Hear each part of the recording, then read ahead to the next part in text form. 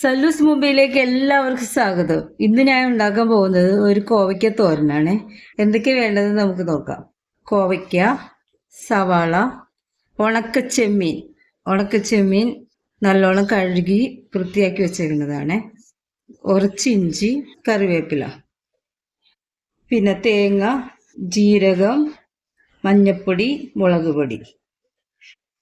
കോവയ്ക്ക എങ്ങനെ അരിയിടുന്നത് കാണിച്ചു തരാം.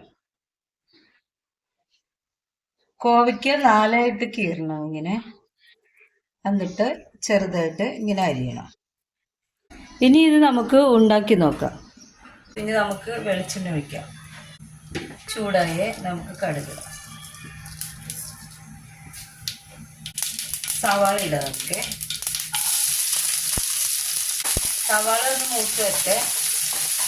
ഒരിത്തിരി ഇഞ്ചി ഇടണേ. അത് ഞാൻ പറഞ്ഞോന്ന് എനിക്ക് ഓർമ്മയില്ല. കുറച്ച് ഇഞ്ചി ഇടണേ. കറിവേപ്പില.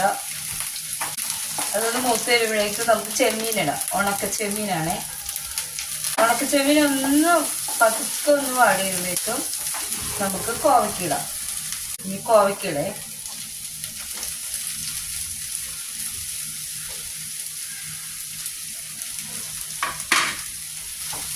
ഇതെല്ലാം നല്ലോണം ഇളക്കി കുറച്ച് ഉപ്പ് ഇട്ടിട്ട് അടച്ചു വെച്ച് നമുക്ക് വേവിക്കാം.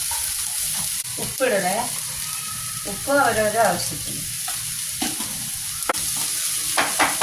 ചെറിയ തീയിൽ നമുക്ക് അടച്ചു വയ്ക്കാം. അടച്ചു വെച്ച് വേവിക്കാം.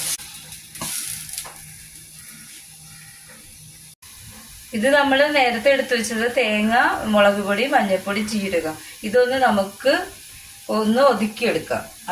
തോരൻ ഒതുക്കിയെടുക്കണ പോലെ. ഇത് നമുക്ക് ഇനി ആയിട്ടുണ്ടോ എന്ന് നോക്കാം.